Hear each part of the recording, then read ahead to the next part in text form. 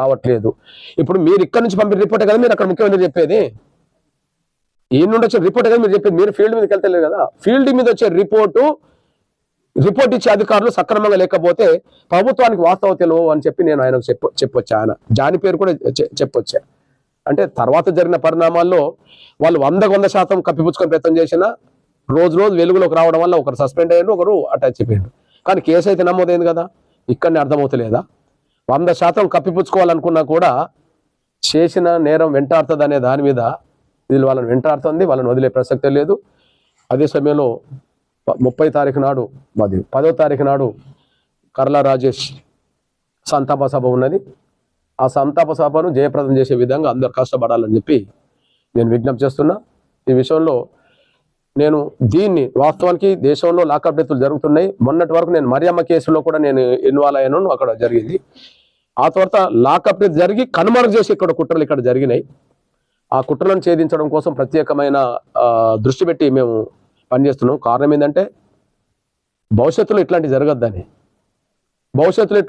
అనుకుంటే పోలీసు వాళ్ళు చట్టబద్ధంగా వివరించాలి, కానీ వీళ్ళే క్రిమినల్స్గా మారద్దు అని చెప్పి. చట్టబద్ధంగా వివరించవచ్చు,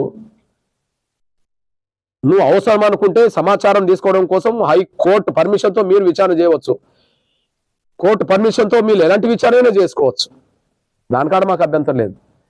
కానీ కేసే ఫిర్యాదే లేని సమయంలో నిర్బంధం పెట్టి చిత్రహింసలు పెట్టి ఆయన చావుకు కారకులయ్యారు. ఇది అరుదైన కేసుగా చూసుకుంటున్నాం, దీన్ని వదిలే ప్రసక్తే లేదు. జ్యుడిషియల్ ఎంక్వైరీకి ఆదేశించాలి, ఇది ప్రభుత్వం బాధ్యత. జ్యుడిషియల్ ఎంక్వైరీకి ఆదేశించాలి. సిట్టింగ్ జడ్జితో విచారణ జరిపించండి,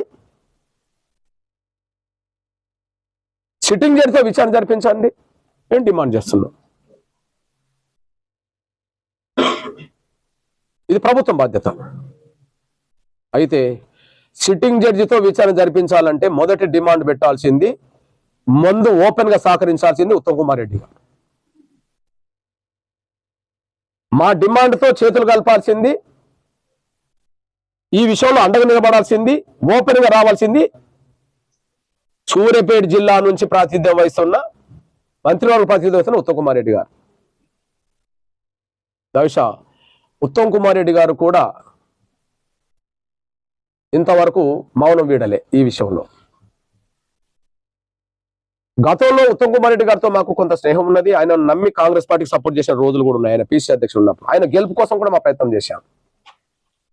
అతను ఒక స్నేహితుడు పనిచేశాడు, మేము కలిసి ఉన్నాం. సేమ్ టైం కాంగ్రెస్ కు ఆయన పిసిసి అధ్యక్షుల కాలంలో అసెంబ్లీ పార్లమెంట్ ఎన్నికలప్పుడు ఆయనతో మేము ప్రచారంలో పాల్గొన్నాం. ఆయన పట్ల కొంత మాకు గౌరవం ఉన్నది. కానీ ఈ విషయంలో ఆయన మౌనంగా ఉండడం అనేది మాలాంటి వాళ్ళకు నచ్చదు. మౌనం వీడాలి. ఎవరితో ఎంతకాలం స్నేహం చేసినా మా బిడ్డల ప్రాణాల కంటే ఎవరు మాకు ముఖ్యం కాదు.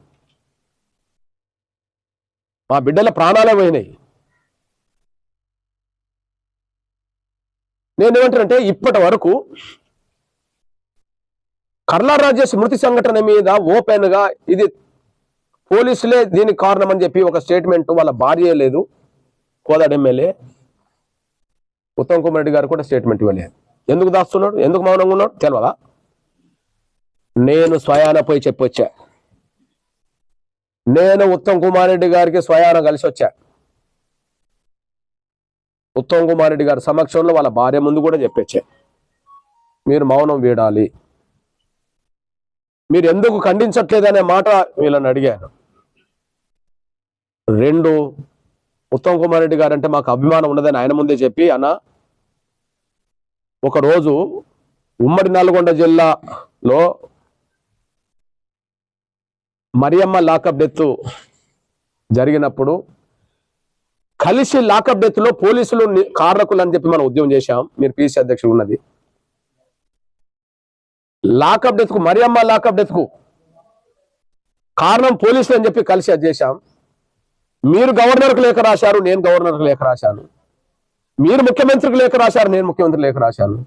మీరు రోడ్ ఎక్కారు, మేము రోడ్ ఎక్కాం.